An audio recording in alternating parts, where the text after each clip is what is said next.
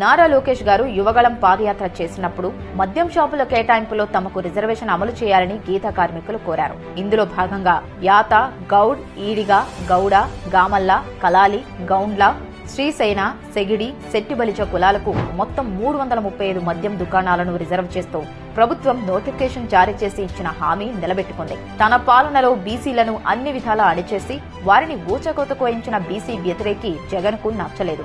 ఈ రిజర్వేషన్ ఆపేయమంటూ తన party న్యాయవాదులైన GL Nageswararao, ఓ మనోహర్ రెడ్డిలతో కేసులు వేయించాడు. వైసీపీ హయాంలో వీరిద్దరూ ప్రభుత్వ న్యాయవాదులుగా పనిచేశారు. అంతేకాకుండా వైసీపీ లీగల్ సెల్ కు పనిచేయడమే కాకుండా జగన్ కు వీరాభిమానులు, నేరుగా జగన్ తో సంబంధాలు ఉన్నవాళ్లు. వీళ్లిద్దరూ కేసులు వేయడం వెనుక జగన్ దురుద్దేశం స్పష్టమవుతోంది. ఎవరు ఎన్ని అడ్డంకులు సృష్టించినా గీతా కులాల ఆర్థిక ప్రగతికి చంద్రబాబు గారి ప్రభుత్వం కట్టుబడి ఉంది. బీసీల కోసం ఎన్ని న్యాయ పోరాటాలైనా చేసేందుకు ఈ ప్రభుత్వం సిద్ధం.